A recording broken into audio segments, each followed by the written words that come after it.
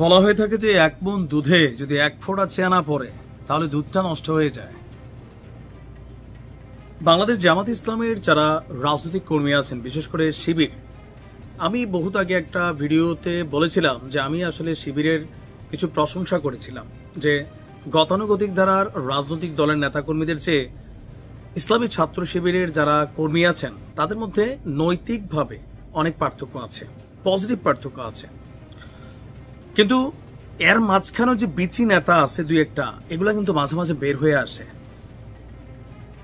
আপনি দেখেন এই যে সরকার পতনের পর থেকে বাংলাদেশ জামায়াতে ইসলামের পোলাপাইন অনেক ধরনের কর্মকাণ্ড চালাচ্ছেন। এর আগে গুপ্ত রাজনীতি করছেন, প্রকাশ হবার পরে বিভিন্ন পজিটিভ কর্মকাণ্ড চালাচ্ছেন। কিন্তু এর মাঝখানে গেল কয়েকদিন আগে চট্টগ্রামে সম্ভবত চট্টগ্রামে চট্টগ্রাম প্রেস ক্লাবে মানবতা বিরোধী অপরাধে আপনার অভিযুক্ত মামলা যখন জামাতের নেতা এটিএম আজহার সাহেব মুক্তি পেলেন, তখন এখান নিয়ে মিষ্টি টিষ্টি বিতরণ হইল। আবার এটা নিয়ে পাল্টা আরেকটা দল তারা বিক্ষোভ একটা আয়োজন করলো, সম্ভবত আপনার গণতান্ত্রিক ছাত্র জোট। তো সেইখানে একজন নারীকে, বড় দাড়িওয়ালা একজন মানুষ, তিনি লাথি মারলেন। পরবর্তী সময় আমরা জানলাম যে এই লোক জামাতের কর্মী, খুবই অ্যাক্টিভ কর্মী। এরপরে তাকে নিয়ে জামাত বহিষ্কার করলো, ভাইরাল হলো সোশ্যাল মিডিয়াতে। ভাইরাল হবার পর তাকে পুলিশ গ্রেপ্তার করলো। গ্রেপ্তারের 6 ঘন্টা পর সে আবার ফেসবুকে স্ট্যাটাসও দিল। এটা হচ্ছে সম্ভবত আমাদের পুলিশ এখনো ফুল ঠিক হয় নাই, এটা হইতে পারে, নাকি আগের পোস্ট পরে পাবলিশ হয়েছে ফেসবুকে, ওইটাও হইতে পারে। পুলিশের গ্রেপ্তারের 6 ঘন্টা পর সে ফেসবুকে পোস্ট দিয়েছে, ডাজন্ট ফ্যাক্ট।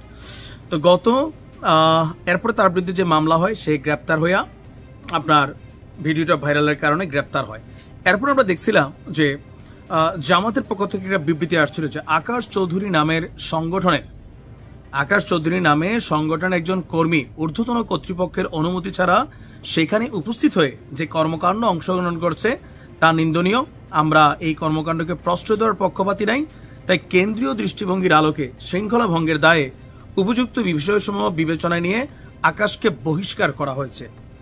মজার বিষয় হচ্ছে জামাতকে এখনো মুখে একটা বলে অন্তরে আর একটা বলে, আমি বিশ্বাস করি না, কিন্তু কর্মে তো এরকমই মনে হচ্ছে। আর এই প্রতিবেদন যখন আমি করতেছি, এটা বিবিসির মাধ্যমে সারা পৃথিবী দেখছে। আপনি দেখেন এগুলা ছোট্ট ঘটনা, কিন্তু অনেক কিছু একটা মেসিভ মেসেজ ক্রিয়েট করে। কি ঘটনা ঘটছে, কোথায় থেকে প্যাচ লাগছে দেখেন। 1 জুন চট্টগ্রাম বন্দরের লালদিঘি এলাকা থেকে তাকে গ্রেপ্তার করে পুলিশ, এরপর কারাগারে আসে। এরপর তাকে 4 জুন আকাশকে জামিন দিয়েছে আদালত। বুধবার চট্টগ্রাম মহানগর হাকিম আবু বক্কর সিদ্দিক শুনানি শেষে তার জামিন মঞ্জুর করেন। আর আমরা যদি দেখি যে জামিনে মুক্তির পর আকাশ চৌধুরীকে তার সতীর্থরা ফুল দিয়ে, ফুলের মালা গলায় দিয়ে তাকে সেখানে শুভেচ্ছা জানান। আর সেই ছবি ভিডিও সোশ্যাল মিডিয়াতে ভাইরাল। ঠিক এখান থেকে বিবিসি বিষয়টা টান দিয়ে নিয়ে গেছে যে জেল থেকে বের হবার পর তাকে ফুল দিয়ে অভ্যর্থনা জানাচ্ছেন, পাশে ছবি তুলছেন। এরা কারা? তো জানা গেছে এরা তারই সতীর্থ, জামাত এবং শিবিরের তার সাবেক কর্মী।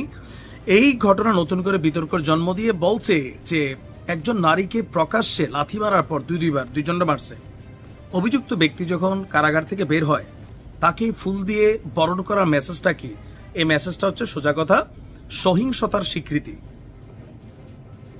এর আগে ওই যে এক মোল্লা ছিল, কি নাম আমার, যে তার নামটা হচ্ছে আসিফ অর্ণব, ফেসবুকে দুনিয়ার নষ্টামি করে এক মহিলার পোশাক নিয়ে কথা কইতে যে খেয়াল আছে তো, তাহলে ভাইরাল হয়েছিল না, দেখছিল না, দুনিয়ার বদমাইশ।